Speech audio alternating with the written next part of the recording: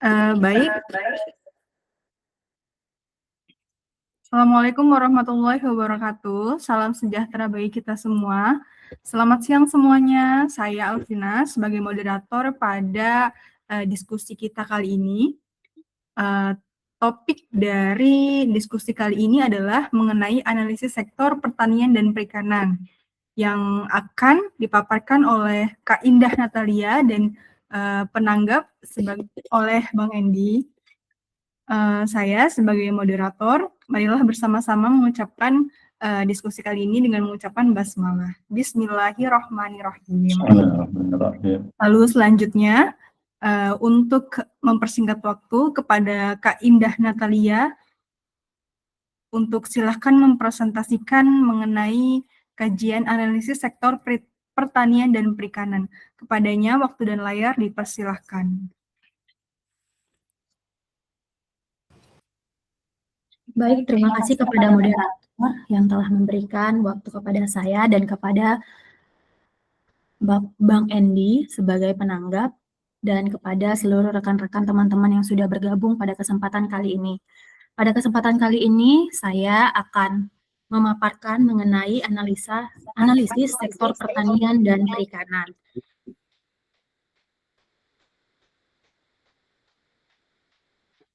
Sektor pertanian dan perikanan merupakan dua sektor strategis yang memiliki peran penting dalam mendukung ketahanan pangan, peningkatan kesejahteraan masyarakat, serta pertumbuhan ekonomi daerah.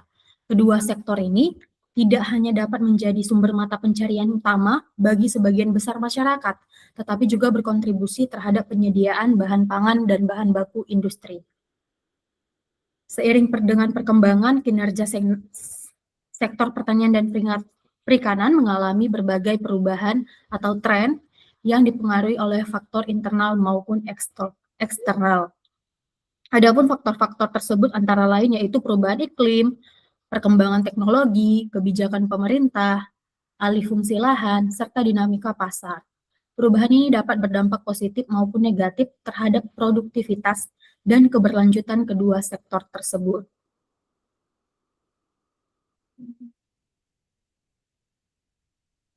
Pada analisis ini ingin melihat yaitu bagaimana tren perubahan kinerja sektor pertanian dan perikanan, lalu ingin melihat sektor atau komoditas apa saja yang memiliki potensi sebagai produk unggulan di bidang pertanian dan perikanan.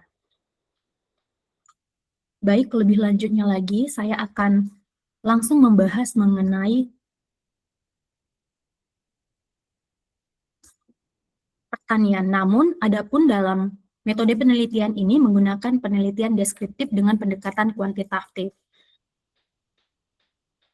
Pendekatan kuantitatif digunakan karena penelitian ini mengolah data dalam bentuk angka yang bersumber dari BPS sehingga dapat dianalisis secara sistematis untuk mengetahui tren kinerja sektor serta mengidentifikasi potensi produk unggulan.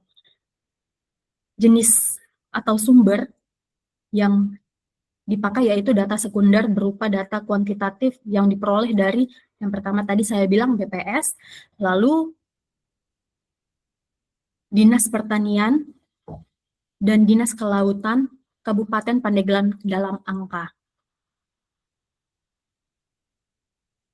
Langsung saja saya membahas mengenai pertanian. Baik, setelah saya menganalisis, saya melihat bagian data statistik Dinas Pertanian, saya menemukan bahwasannya ada 5 sektor atau 5 kebutuhan dari pertanian yaitu dalam jenis tanaman pangan yaitu 5 yang unggul. Yang pertama ada padi, jagung, ubi kayu, ketelan pohon, ubi jalar, dan kacang tanah. Saya mengambil data dari tahun 2015 sampai tahun 2023. Mengapa tidak 10 tahun terakhir? Karena pada tahun 2024 sampai 2026 itu masih ada data yang kosong. Oleh karena itu, untuk dapat mendapatkan data yang stabil, saya dan Bang Panji memutuskan untuk mengambil data yang dari tahun 2015 sampai tahun 2023. Nah, pada sektor tanaman pangan, tren produksi menunjukkan nasi penurunan, bahkan sebagian besar termasuk dalam kategori turun drastis. Komoditas utama seperti padi yang mengalami penurunan sangat tajam sebesar min 82,49%. Penurunan ini menjadi perhatian serius mengingat padi merupakan bahan pangan pokok. Selain itu, kacang tanah juga mengalami penurunan drastis sebesar min 78,16%, diikuti oleh ubi jalar yang turun sebesar min 40,86%. Sementara ubi kayu atau ketelan pohon mengalami penurunan dalam kategori sedang, yaitu min 26,87%. Kondisi ini menunjukkan adanya penurunan produksi pada hampir seluruh komoditas pangan utama. Di sisi lain, hanya jagunglah yang menjadi satu-satunya komoditas yang mengalami peningkatan, yaitu sebesar 21,04%. Hal ini menunjukkan bahwa jagung memiliki potensi yang masih berkembang dibandingkan komoditas pangan lainnya. Yang kedua yang saya akan bahas yaitu tentang perkebunan. Di dalam perkebunan ini juga saya mengambil 5 produk unggulan yang pada tahun 2015 unggul. Yang pertama ada kelapa sawit. Kelapa sawit ini dengan peningkatan yang paling signifikan, yaitu sebesar 38,20% naik drastis. Menunjukkan bahwa komunitas ini masih menjadi unggulan dalam sektor perkebunan, maaf. Selain itu, dalam kelapa juga mengalami peningkatan meskipun relatif kecil, yaitu sebesar 5,39%. Namun demikian, komoditas lain seperti karet mengalami penurunan drastis sebesar min 49,46%. Cengkeh dan kakao juga menunjukkan tren atau perubahan penurunan masing-masing sebesar 20,69% dan min 5,91%. Hal ini mengidentifikasi bahwa tidak semua komoditas perkebunan mengalami pertumbuhan, bahkan sebagian mengalami penurunan produksi. Dan yang terakhir dari pertanian, yaitu peternakan. Pada subsektor peternakan ini, seluruh komoditas menunjukkan tren penurunan produksi. Komoditas ayam, ras pedaging, min 21,53%, dan ayam ras petelur, min 19,52%, mengalami penurunan dalam kategori sedang. Hal ini juga sama terjadi pada produksi daging ayam ras pedaging dan daging ayam ras petelur yang cenderung menurun. Namun sementara itu, daging sapi mengalami penurunan yang cukup signifikan sebesar 45,08%, yaitu turun drastis. Penurunan ini menunjukkan adanya tantangan dalam sektor peternakan baik dari sisi produksi maupun ketersediaan ternak.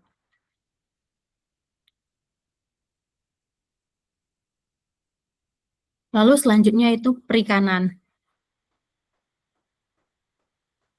Dalam perikanan ini, kami memutuskan mengambil ada 15 jenis komoditas ikan. Pada tampilan slide bisa dilihat bahwasannya dari 15 ini, mayoritas komoditas perikanan laut dalam periode 2019 sampai 2024 menunjukkan kinerja yang lemah dengan fluktuatif yang cenderung merugi. Mengapa saya juga mengambil tahun 2019 sampai tahun 2024? Karena pada saat mengecek BPS Dinas Pendidikan, hanya tersedia data dari tahun 2019 sampai 2024. Nah, dari 2022 sampai 2023 yang menjadi titik jatuh hampir semua komoditas. Ini mengidentifikasi adanya tekanan serius, baik dari sisi biaya operasional, hasil tangkap yang tidak stabil, maupun harga pasar yang tidak mampu mengimbangi biaya. Komoditas seperti teri, nasi, kerapu lodi, tenggiri, selar, dan tongkol terus berada di zona negatif, yang berarti secara ekonomi tidak efisien dan berisiko jika tetap dijadikan fokus utama. Di sisi lain, hanya sedikit komoditas yang menunjukkan kinerja layak. Udang jerbung yang menjadi paling menonjol karena mampu tumbuh konsisten hingga mendekati akhir periode, yang menandakan pemerintahan pasar yang kuat dan nilai jual yang relatif stabil. Cumi-cumi juga menunjukkan perbaikan signifikan setelah sempat turun, yang berarti memiliki daya beli dan peluang pasar yang masih terbuka. Sementara itu, komoditas seperti udang krosok dan udang dogol berada di posisi tengah-tengah, tidak unggul, tetapi juga tidak mengalami kerugian ekstrim.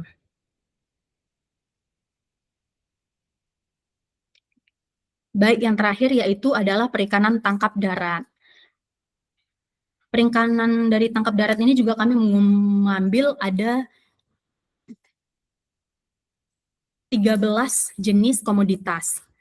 Bisa dilihat dari slide yang ditampilkan, bahwasannya berdasarkan data yang diambil, pertumbuhan perikanan darat dari tahun 2019 sampai tahun 2024 terlihat bahwa sebagian besar komoditas mengalami fluktuasi dengan kecenderungan menurun. Sama seperti tangkap perikanan perairan laut. Penurunan yang paling anjlok juga terjadi pada tahun 2022 sampai tahun 2023, di mana banyak komoditas mengalami kontraksi tajam seperti patin lele, dan gabus. Hal ini mengidentifikasi adanya tekanan besar baik dari sisi produksi. Misalnya biaya pakan, penyakit, atau cuaca, maupun dari sisi pasir yang menurun. Secara umum, pola data menunjukkan bahwa sektor ini belum sepenuhnya stabil dan masih rentan terhadap eksternal. Di sisi lain, terdapat beberapa komoditas yang stabil, yaitu yang paling unggul adalah mujair. Memperlihatkan tren pertumbuhan yang konsisten sejak tahun 2021 hingga 2024, serta memiliki rata-rata nilai tertinggi dibandingkan komoditas lainnya. Nilai juga menunjukkan performa yang cukup baik dengan tren yang cenderung positif meskipun sempat berfluktuasi naik turun. Serta selain itu, Barbus termasuk komoditas yang stabil dengan rata-rata positif. Meskipun skalanya tidak sebesar mujair, komoditas ini dapat dikategorikan sebagai yang paling adaptif terhadap perubahan dan memiliki prospek yang lebih baik.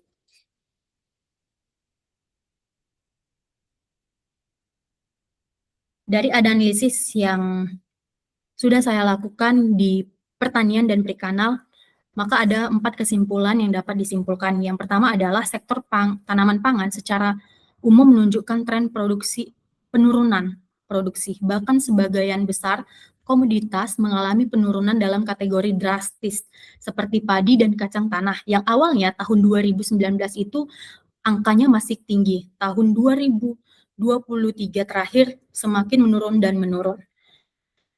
Kondisi ini menunjukkan adanya tekanan terhadap ketahanan pangan daerah. Ubi dan kayu jalar juga mengalami penurunan, meskipun dengan tingkat yang berbeda. Hanya komoditas jagung yang menunjukkan tren peningkatan sehingga menjadi satu-satunya komoditas yang masih memiliki kinerja positif pada subsektor ini.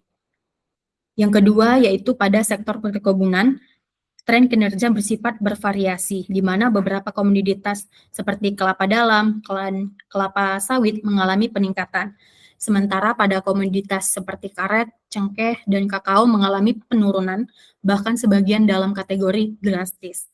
Sementara itu, sektor peternakan menunjukkan tren penurunan secara menyeluruh dalam semua komoditas dengan penurunan paling signifikan terjadi pada daging sapi.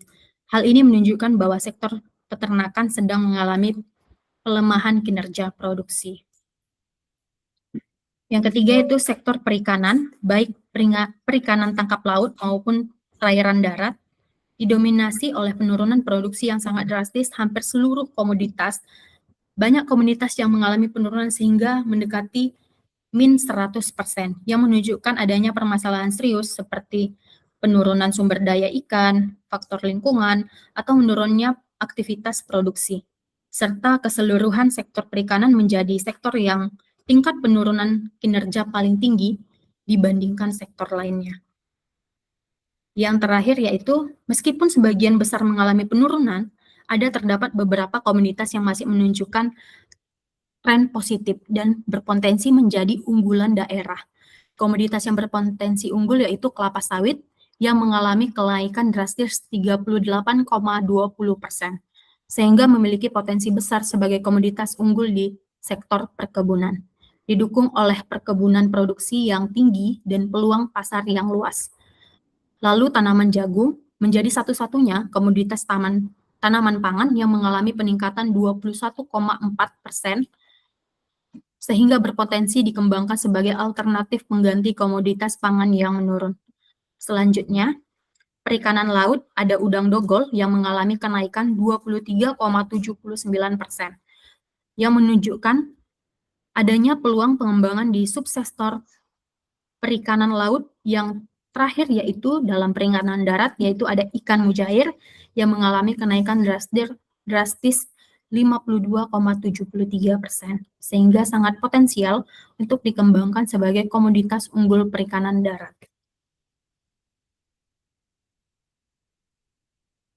Lalu rekomendasi. Pemerintah daerah perlu segera memperkuat regulasi dan pengawasan terhadap alih-alih fungsi lahan pertanian yang tidak terkendali. Mengapa? Karena penurunan drastis yang terjadi pada komunitas utama seperti padi menunjukkan adanya kegagalan dalam menjaga keberlanjutan lahan produktif. Diperlukan kebijakan yang lebih tegas seperti penetapan kawasan pertanian pangan berkelanjutan, intensif bagi petani yang fungsi lahan tanpa mempertahankan lahan, serta sanksi bagi pelatihan alih fungsi lahan.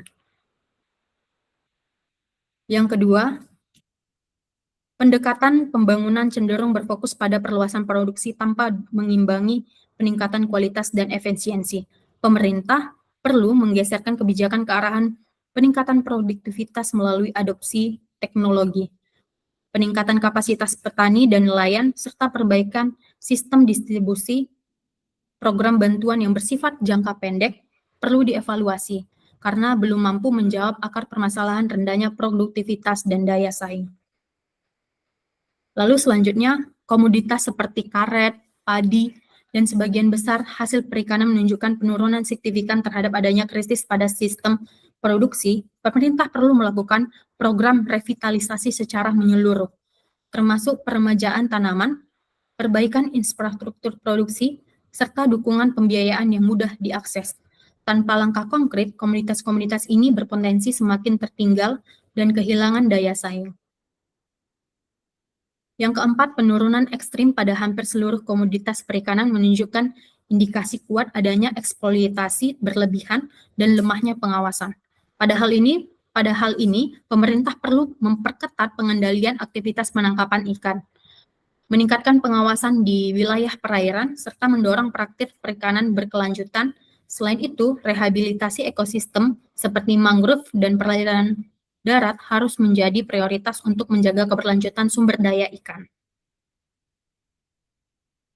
Salah satu permasalahan utama sektor pertanian dan perikanan adalah lemahnya akses pasar dan panjangnya rantai distribusi yang merugikan produsen. Padahal ini pemerintah juga perlu memfasilitasi sistem pemasaran yang lebih adil, transparan, efisiensi, termasuk melalui penguatan kelembagaan petani dan nelayan, atau koperasi atau kelompok usaha. Intervensi ini penting untuk meningkatkan pendapatan pelaku usaha di sektor ini. Demikianlah yang bisa saya sampaikan, saya kembalikan kepada moderator. Sekian dan terima kasih.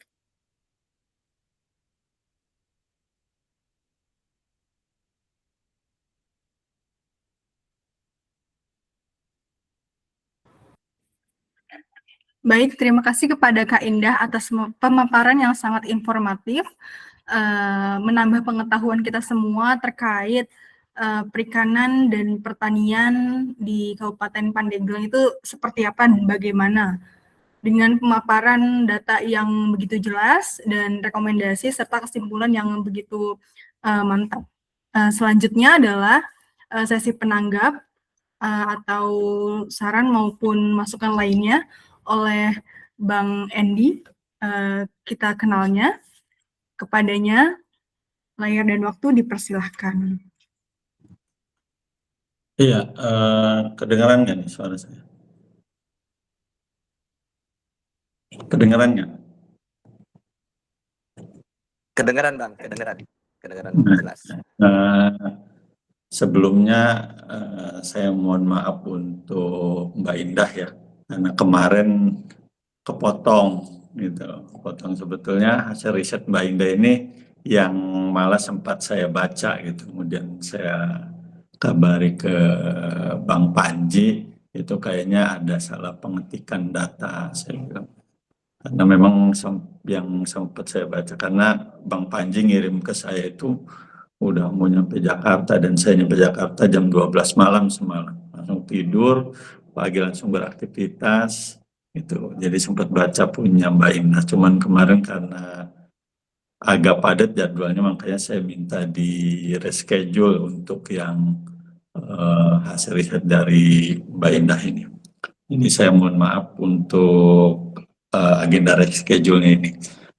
Saya sih sebetulnya mengapresiasi ya dari hasil riset apa yang dilakukan oleh Mbak Indah terkait dengan analisis sektor pertanian dan perikanan di Kabupaten Pandeglang. Secara umum penelitian ini mengangkat topik yang sangat relevan sebetulnya dan sangat strategis, khususnya dalam konteks pembangunan ekonomi daerah dan penguatan ketahanan pangan di Kabupaten Pandeglang. Upaya untuk menganalisis tren kinerja sektor pertanian dan perikanan serta mengidentifikasi komoditas unggulan merupakan langkah yang penting memang, dan patut diapresiasi ya kalau masih ada anak-anak muda yang mau gitu melakukan riset ini, karena ini bisa dijadikan sumbangsih masukan kepada pemerintah daerah dalam kerangka perbaikan kebijakan ke depannya. Tapi saya ingin memberikan beberapa catatan ya untuk hasil riset ini guna memperkaya dan memperkuat kualitas penelitian dari Mbak Indah itu, terutama terkait dengan substansi penelitian. Pertama itu adalah kedalaman analisis. Penelitian ini sebenarnya sudah berhasil ya menyajikan data tren kinerja, walaupun tadi cuman berapa tahun itu, ada beberapa 2 tahun dari 2025, 26 ini kan 24 itu masih banyak data yang belum ini, karena memang data BPS itu kalau tidak salah rilis itu per Agustus, untuk yang tahun 2025 itu nanti akan keluar di Agustus 2026 ini. Iya, jadi data tren kinerja berbagai komoditas tadi sudah ditampilkan secara sistematis ya oleh Mbak Indah, tapi analisis yang dilakukan sebenarnya masih cenderung bersifat deskriptif, sama seperti dari hasil penelitian kemarin. Jadi hanya menceritakan angka-angka data BPS, jadi belum sepenuhnya menggali faktor-faktor penyebab dari perubahan yang terjadi dari perubahan data itu. Misalkan contohnya penurunan signifikan pada komoditas utama seperti padi, kacang tanah, dan daging sapi. Temuannya sangat penting, namun penelitian ini belum memberikan penjelasan nih yang ada mengenai faktor-faktor yang melatar belakangi kondisi tersebut. Misalkan itu disebabkan karena apa? Apakah karena perubahan penggunaan lahan atau dinamika biaya produksi atau faktor iklim maupun kebijakan sektoral yang berlaku di Kabupaten Pandeglang. Kan ini penting untuk dicari tahu kenapa ini bisa ada penurunan signifikan ya terhadap komoditas seperti padi, kacang tanah, dan daging ini. Jadi itu belum jadi penyebabnya belum terlihat gitu loh. Apa penyebab dari penurunan yang signifikan dari komoditas yang tadi itu padi, kacang tanah, dan daging. Hingga hasil penelitian lebih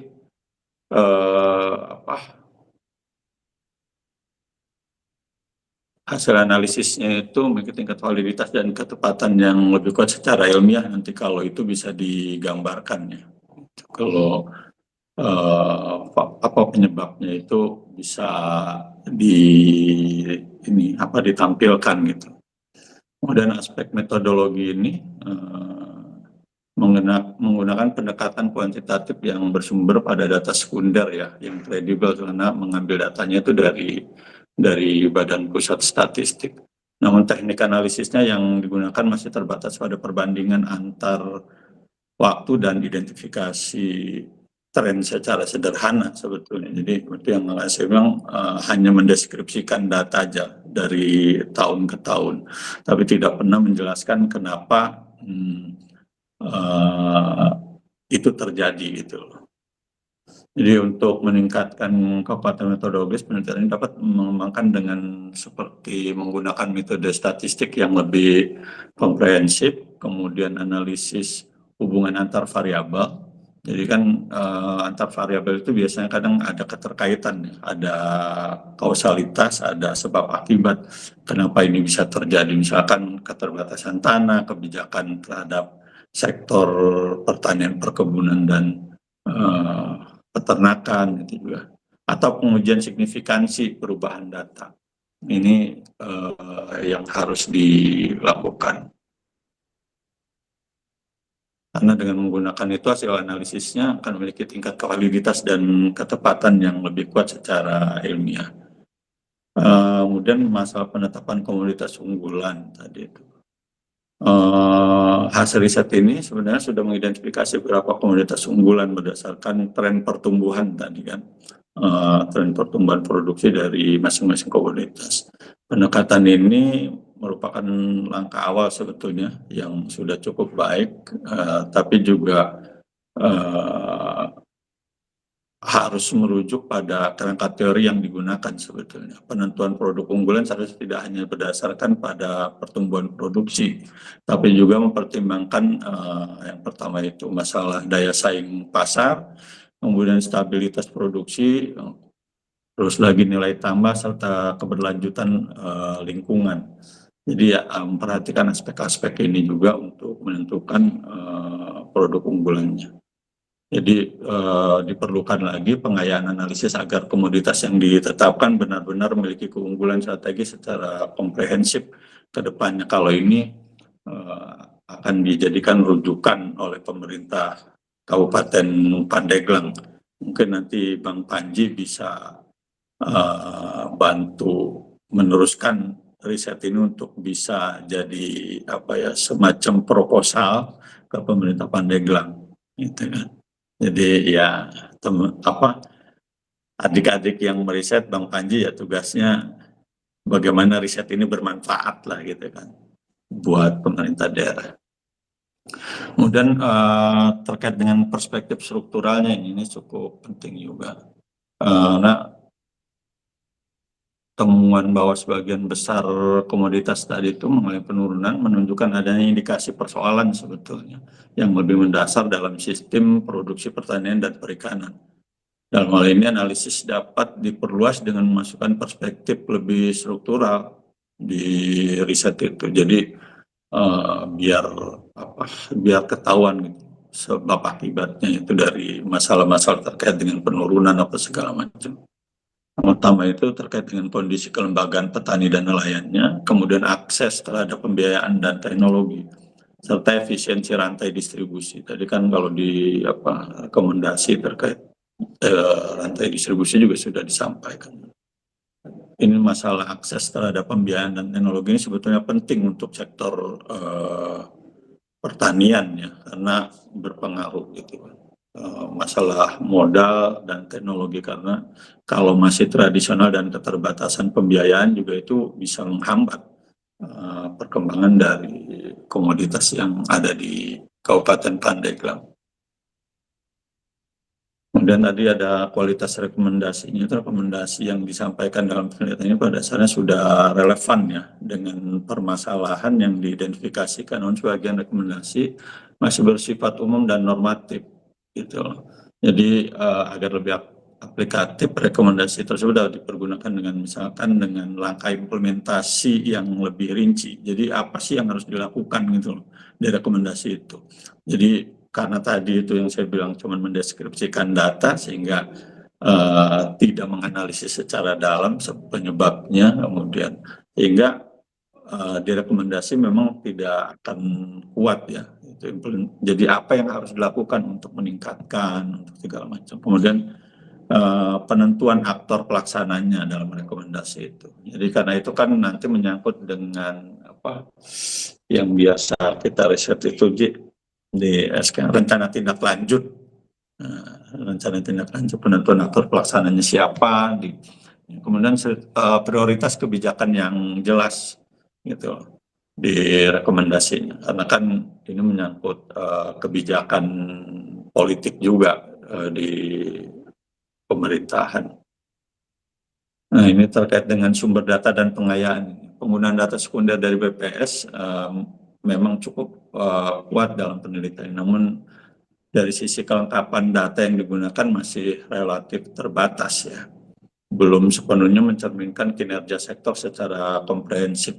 Karena data yang disajikan dalam penelitian umumnya berfokus pada aspek produksi dan tren pertumbuhan aja. Sementara itu masih terdapat beberapa variabel penting yang belum dimasukkan, kayak seperti produktivitas gitu kan, hasil persatuan lahan atau usaha kan, untuk produk tadi padi gitu, untuk hasil persatuan lahannya per hektar itu berapa hasilnya juga tidak digambarkan, atau perikanan terkait dengan usahanya, luas lahan atau area budidaya ya, untuk perikanan dan pertanian itu. Kemudian harga komoditas di tingkat produsen dan pasar itu belum dimasukkan sebagai data. Kemudian biaya produksi dan kontribusi terhadap produk domestik regional brutonya per sektor itu belum dimasukkan, sehingga belum terlihat ini.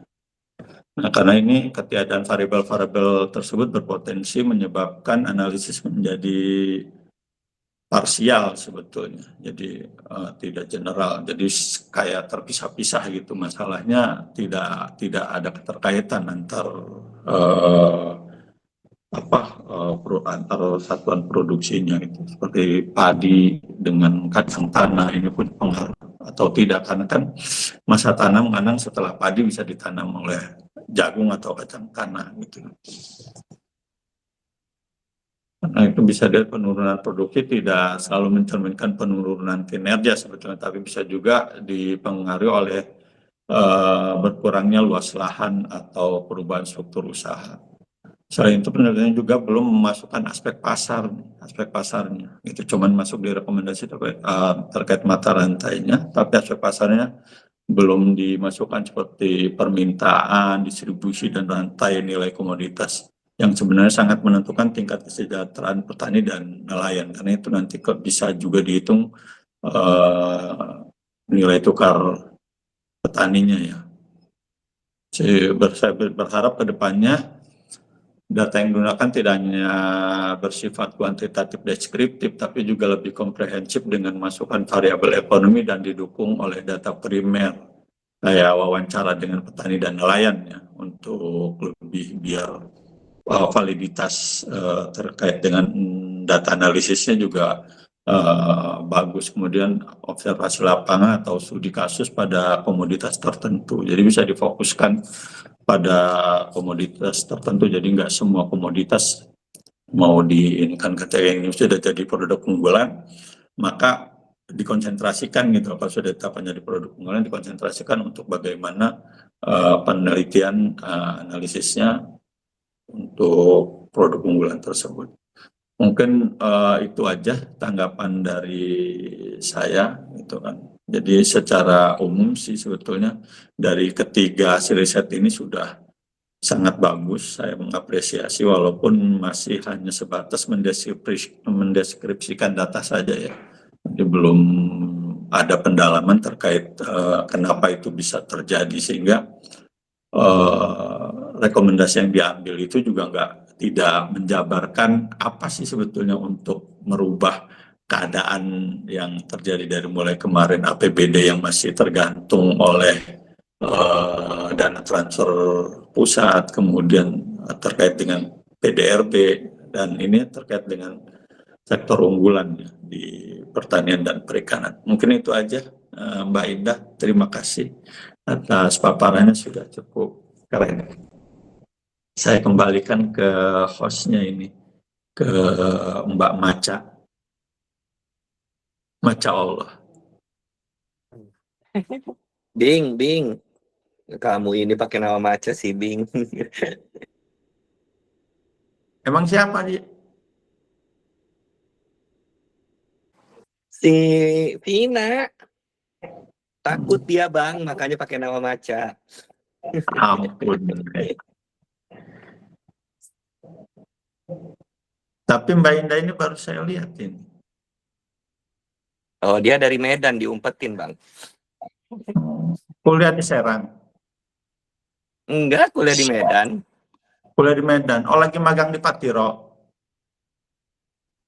Ngomong geda. Itu Iya, Nah. iya Bang.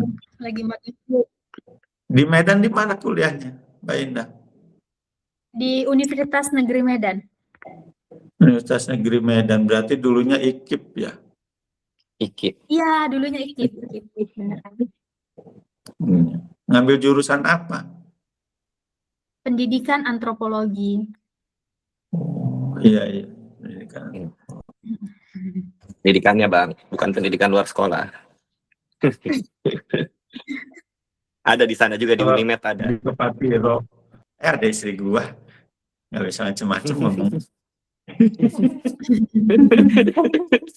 Desa genit. Izin Tapi live, ini izin bang, live. oh Nggak apa-apa. Lanjut. oh ya siap teh. Enggak, tapi ini bang, sebenarnya ya ini kan baseline ya. Dari ketiga ini baseline dan ada benang merahnya kan. Memang nantinya akan menjadi satu, saya mau merangkum ini nanti jadi satu rangkaian gitu ya. Dari APBD ke PDRB dan kemudian ke sektor unggulan, karena kan tadi dari analisis potensinya juga sektor unggulan masih sektor pertanian itu masih basis. Jadi masih baseline. Memang harapan saya sih nantinya akan berkelindan dengan itu, dengan program risetnya yang ada di Pandeglang sendiri, karena kan kalau full dari Patiro khawatir tidak rasa memilikinya masih kurang gitu kan.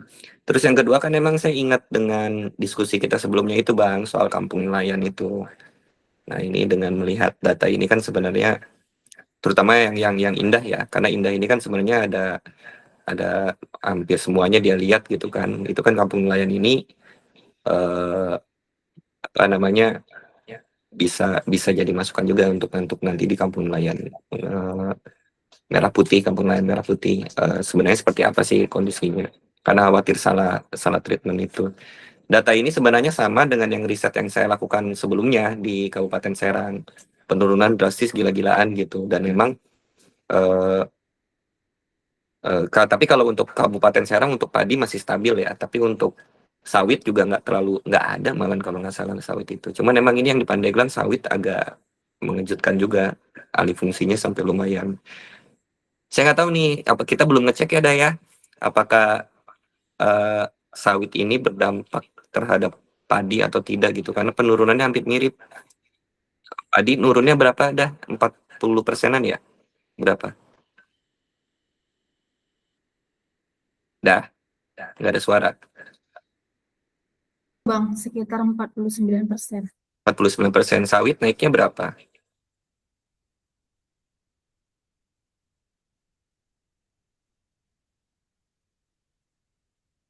Ada nggak datanya? Sawit naiknya berapa di situ? Ada Bang. 38,20%. Iya, jadi hampir mirip-mirip Bang antara sawit ke Berapa tadi minus sawit naik? 38,20%. bisa di Gede ini ya? Maca? Iya, gede Bang. Makanya kata saya penurunan padi 40, kenaikan sawit 30 ini agak-agak mirip nih gitu kan. Apa jangan-jangan alih fungsi ke sawit gitu. Padi, tapi saya belum bisa baca itu ya. Ya, Karena emang tapi belum kan lihat. sebetulnya terkait dengan alih fungsi lahan juga sebenarnya bisa juga tidak Perumahan. berdampak terhadap penurunan produktivitas padi kalau misalkan ada pengembangan teknologi dan apa? Ya. Ya kan Harusnya ya, itu harusnya kan begitu ya. sebetulnya masalah klasik lah kalau itu, karena sekarang itu kan dengan teknologi dan segala macamnya itu lahan yang kecil aja produktivitasnya bisa tinggi dari mulai penentuan benih unggul, kemudian proses tanam dan segala macamnya. Karena kan kalau kita mau hitung juga kan kayak sekarang misalkan kenapa di Indonesia ini swasembada pangan kita udah berlebih. Padahal luas lahan areal pertaniannya berkurang. Kalau secara jujur, makanya kritiknya siapa sih, Ferry Amsari ya, yang hukum itu ngomongin masalah pertanian, begitu dibalikin nama Amran kan juga nggak bisa jawab itu. Ketika Amran lagi rapat dengan pendapat dengan DPR, omongan Ferry Amsari itu yang dipakai. Karena memang luas lahan pertanian di Indonesia ini semakin kecil, tapi produktivitasnya ternyata bisa. Karena Amran ini kan banyak kerjasama dengan kampus-kampus mengembangkan benih-benih unggulan, kemudian pola tanam segala macam, didorong juga dengan teknologi, kemudian kepastian sarana prasarana pertanian terkait pupuk segala macam. Jadi ya, tapi kalau di Pandeglang kan kalau kita lihat memang belum ada arah kebijakan yang tepat ya dalam pengelolaan potensi yang ada di Pandeglang. Tadi yang Mas Panji bilang ini berkelindan, hasil riset itu dari mulai APBD, PDRB, dan produksi unggulan ini memang satu kesatuan sebetulnya. Jadi bisa dilihat nih nanti aspek kebijakannya gitu kan. Karena kalau ini dimaksimalkan gitu kan, potensi unggulan yang ada di Pandeglang seperti sektor pertanian dan perikanan ini, kalau pemerintah Pandeglang mau membelanjakan lebih besar pos anggarannya untuk pengembangan sektor unggulan, ya ini pasti kemandirian fiskal bisa tercapai di Pandeglang. Jadi ketergantungan terhadap dana transfer pusat juga bisa menurun ke depan. Cuman ini kan dilihat dari beberapa tahun ini, 3 generasi nih, mau 3 generasi berarti terahnya Dimyati ini nggak ada perubahan signifikan. Itu yang jadi masalahnya kan masalah kebijakannya di politik. Gitu. Ya karena emang yang ini kan datanya mau nggak mau memang ini pas di Bu Irna, kinerja pas di Bu Irna gitu kan. Jadi memang sektor pertanian kemarin kalah dengan isu sektor pariwisata sepertinya. Tapi nanti emang harus dibaca lagi nih, harus dibaca lagi bagaimana kondisi kebijakannya dan juga kayak tadi. Makanya saya ngeliat kok padi menurunnya drastis terus. Tapi kemarin juga nggak disampaikan itu di PDRB terkait dengan sektor pariwisata ini seberapa besar kontribusinya? Kan masuk Bang, akomodasi itu masuk ke ini, masuk jadi potensi. Iya, pariwisata. Coba, iya, akomodasi kan pariwisata kemarin tuh ya Bang. Si ini ya, siapa PDRB itu? Wina. Iya, akomodasi ya, benar, akomodasi masuk kemarin. Ya, jadi memang ya. Jadi emang kemarin itu emang fokusnya benar-benar ke pariwisata gitu kan untuk ininya. Ini data ini padi penurunannya drastis banget ya. Di Kabupaten Serang juga sama sih, saya juga udah buat kalau untuk Kabupaten Serang. Oh iya, tapi ini data Di ini Pandeglang juga kan ada tambahan itu loh ya, ada konstruksi tol, jadi banyak yang berubah. Tol Serang Panimbang itu kan, Tol Serang Panimbang ya Teh, pembebasan lahan di area-area situ. Itu kan beberapa kecamatan itu seperti Panimbang, Bojong, Picung, Pagelaran, Patia itu kan rata-rata banyak sawah yang beralih fungsi menjadi konstruksi untuk jalan tol gitu. Karena banyak juga di sini cerita-cerita yang di Patia atau di mana itu tiba-tiba yang petani bisa jadi langsung kaya raya gitu. Itu termasuk salah satunya adalah yang berubah menjadi proyek strategis nasional jalan tol gitu. Ya, mungkin tapi data ini juga belum masuk nih di data 2025 terkait dengan kebijakan pemerintah pusat yang swasembada pangan. Karena Pandeglang itu juga banyak ya dari Kementerian Pertanian. Swasembada pangan atau yang sawitisme, Bang? Yang kalau sawit kan kebutuhan energi nih, Ji. Iya, tapi maksudnya kan itu kan emang jadi tapi sepakat tuh Indah, tolong dicatat ya soal yang tol itu ya, PSN ya. PSN. Itu Ibu Sagara jangan panggil yang dong, di sini banyak perempuan. Panggil ayah. Ibu Sagara. Ampun teh. Oh iya itu Ampun. makan areal persawahan, tapi banyaknya malah kebun sawit loh. Iya Ruas makanya kita, tol Panimbang itu. Berangkat ya kan itu Panimbang kan itu kebun yang sawit. terpublikasinya ya Bang ya. Tapi Hmm. mungkin gini, kebun sawitnya banyak, tapi secara persen dia sedikit gitu. Gitu. Ini kan persentase ya, bukan luas hektarnya Bang ya. Iya, Jadi bisa jadi, persentase. jadi bisa jadi emang persentase 100%-nya itu atau 0%-nya itu berbeda. 0%-nya mah sama. 100%-nya beda gitu. Jadi emang secara persen saja ini, bukan secara luasan hektarnya gitu. Jagung naik ya. Jagung Ubi naik ya. kayu turun, ubi jalan turun, kacang merah turun tadi. Karet turun. Cuman ini padi ini gede banget ini ya. Gede banget. Ntar saya coba lihat lagi deh data mentahnya juga saya cek lagi. Tapi sepertinya Coba. tren yang sama. Nanti Ntar harusnya belum dikomparasi. lihat memang gua yang kemarin dikirim Excel itu belum ada yang gua lihat data mentahnya. Siap. Sama khawatir takut salah ketik kayak kemarin. Iya, kayak yang daging sapi itu Karena ya. ini 82,49% ini kan ngeri Iya. benar. Ngeri itu. Berarti berasnya nggak ada yang dari Pandeglang ini. Semua dari luar Pandeglang. Enggak sih Bang, kalau ngelihat dari yang PDRB-nya Vina, secara memenuhi kebutuhan lokal, padi Pandeglang masih bisa memenuhi kebutuhan lokal. Gitu. Ya, Cuman tapi belum bisa bersaing. kalau datanya masih memenuhi kebutuhan lokal, tapi dengan penurunan 82,49% ini gede banget. Kebayang kan? Kebayang, berarti yang sebelumnya bisa ekspor Nggak sekarang nyampe 20% produksinya dari sebelumnya. Ya.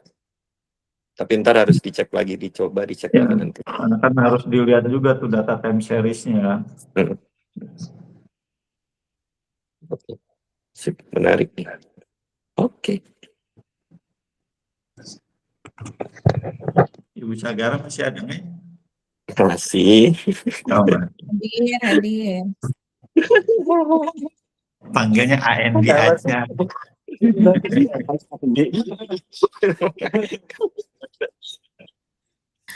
Izin Bang.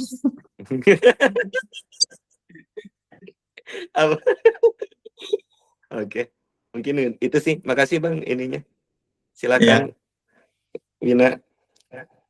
Vina.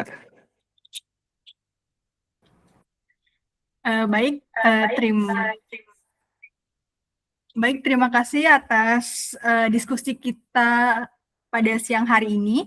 Sangat menarik untuk dikulik, juga masukan dari para penanggap, Bang Endi, Bang Panji, dan Ibu Sagara, sangat komprehensif dari segi analisis Indah. Semuanya kita kuliti habis siang ini, masukannya sangat lalu sangat terstruktur, lalu saran untuk Indah, pengayaan dan isi dari analisisnya mungkin bisa dilengkapi, mulai dari datanya lebih terstruktur, lengkap, dan akurat tentunya, supaya bab-bab selanjutnya agar bisa lebih rapih dari yang data sekarang. Terima kasih, saya mewakili Kak Indah untuk para penanggap. Kurang lebihnya kami mohon maaf. Terima kasih atas waktu dan kesempatannya semuanya. Assalamualaikum warahmatullahi wabarakatuh. Waalaikumsalam warahmatullahi wabarakatuh. Alvina, kamu udah wisuda belum? Kalau belum nggak bisa magang.